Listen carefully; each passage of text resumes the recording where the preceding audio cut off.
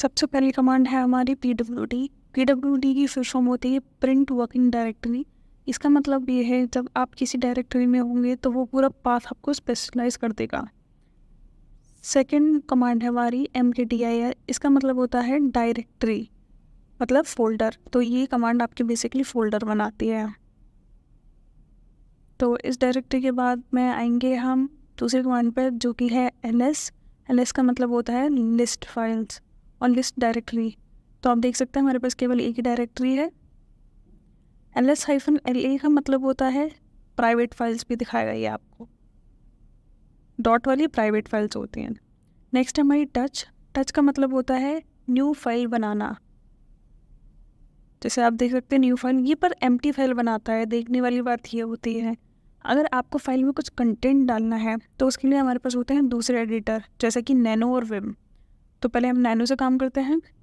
हम कुछ भी डाल देंगे यहाँ पर Ctrl+X कंट्रोल, फिर आप जब N दबाएंगे तो इसका मतलब होता है नो। अब अगर आपको सेव करना है इसमें तो आप पहले कंटेंट लिखेंगे अपना, उसके बाद में आप यूज़ करेंगे Ctrl+X and then Y, simple enter, ख़त्म।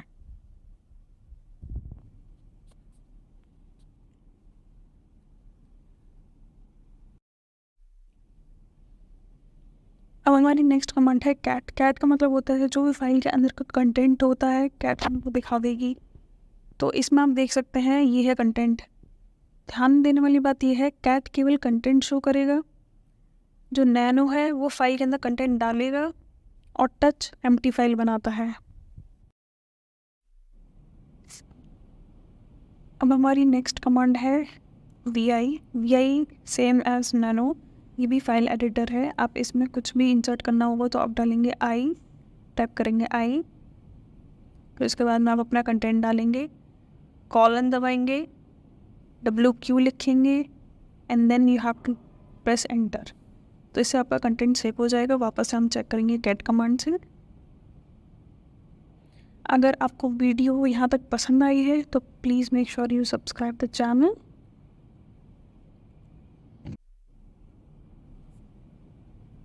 अब ये हमारी कुछ एडवांस कमांड्स हैं। अब टच से जैसे हमने सीखा था कि हम केवल एक फ़ाइल बना रहे थे ब्लैंक, यहाँ पर हम मल्टीपल ब्लैंक फाइल बनाएंगे। तो अपने फाइल का नेम दे दिया, आप लिखेंगे आपको कितने नंबर ऑफ़ फाइल्स चाहिए। आपने यहाँ लिख दिया 10, तो आपको 10 फाइल्स दिख जाएंगी। अब यहाँ पर आप पहले से करेंगे तो अब इसके बाद हम चेक करेंगे। अब हम अगेन चेक कर लेते हैं 20 फाइल्स बना के।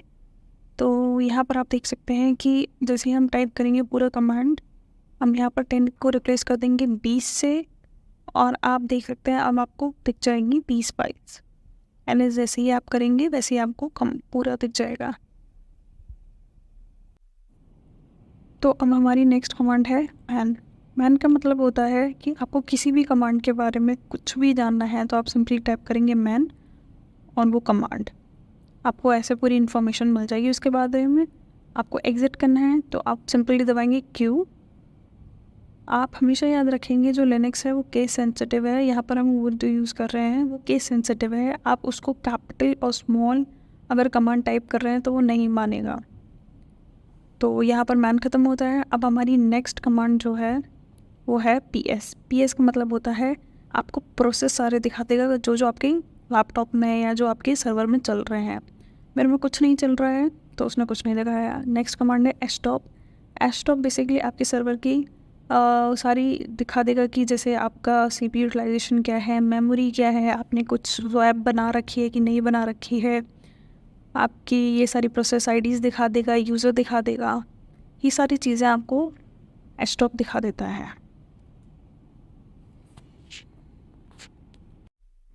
नेक्स्ट कमांड है हमारी यूज़र और ग्रुप चेंज करना।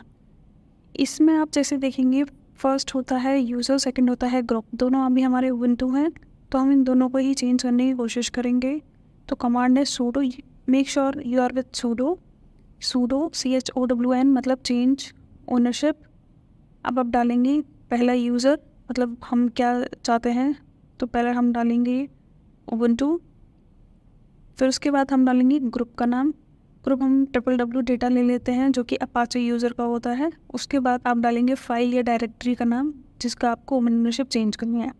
And done. आप ls-la करेंगे तो आपको दिख जाएगा कि उबुंटू यूज़र है हमारा और जो ग्रुप है वो www डेटा हो चुका है। सेकेंड चीज़ आप देखेंगे यहाँ पर आपको परमिशन दिखेगी, रीड राइट और रीड की परमिशन। तो अब हम नेक्स्ट करेंगे इस परमिशन को चेंज।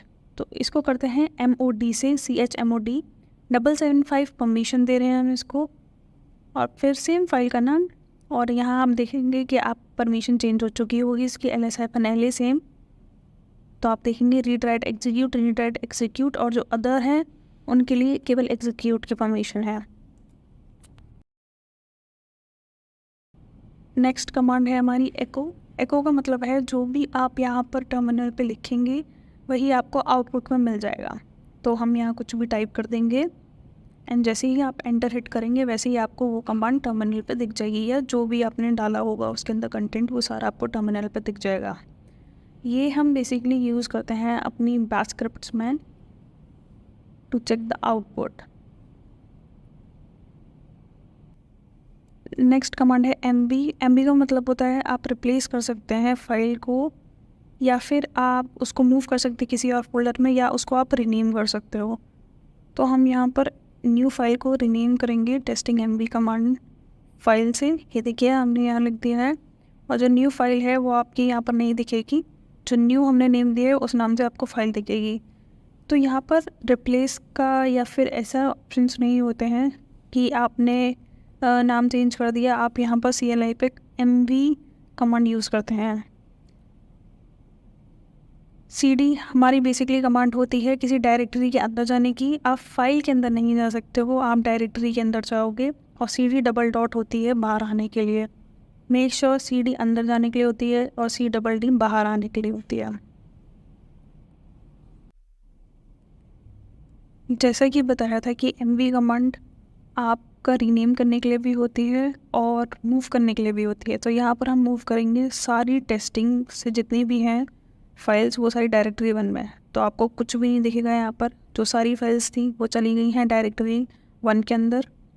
यहाँ पर ls करेंगे, आपको सब कम दिख जाएंगी। जितनी भी फाइल्स हमारी टेस्टिंग नाम से थी वो सारी इसके अंदर चली गई हैं।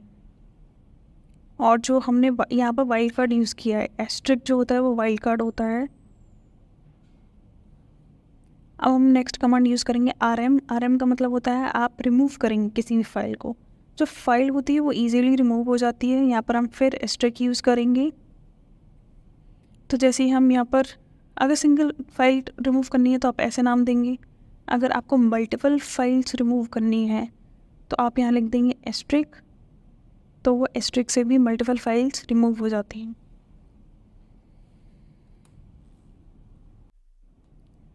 अगर आपको मल्टीपल फाइल रिमूव करनी है तो आपको लिखना होगा RM फाइल का नेम, उसके बाद आप एस्ट्रिक लगा देंगे। तो फाइल से जितनी भी फाइल्स के नेम शुरू होंगे वो सारी फाइल रिमूव हो जाएंगी। जैसे कि आप यहाँ देख सकते हैं जितनी भी फाइल से शुरू थी वो सारी रिमूव हो चुकी हैं। अब हम अगर डायरेक्टरी रिमूव करनी है तो हमेशा याद रखिएगा एम्प्टी डायरेक्टरी रिमूव होगी। अगर उस डायरेक्टरी के अंदर कुछ भी कंटेंट होगा तो वो रिमूव नहीं होगी। जैसे कि इसने मना कर दिया कि भाई directory is not completely empty. तो अगर आपको रिमूव करना है इसको तो या तो आप पहले डायरेक्टरी एम्प्टी करेंगे तब होगा, नहीं तो आप करेंगे, यहाँ पर आप देख सकते हैं जैसे कि हमारी एम्प्टी डायरेक्टरी है वो रिमूव होगी। बट अगर आपको ये रिमूव करना है तो आपको फोर्सफुली रिमूव करनी होगी। आपको टाइप करना होगा RM-RF डायरेक्टरी का नाम। मेक श्योर आप ये कमांड बहुत सही तरीके से यूज़ करें, क्योंकि ये तबाह भी कर सकती है आपका सर्वर। और सिंपल अगर आप यूज़ करेंगे उसको तो केवल डायरेक्टरी उठाएगी, वरना पूरा सर्वर की फाइल्स उठा देगी। Done.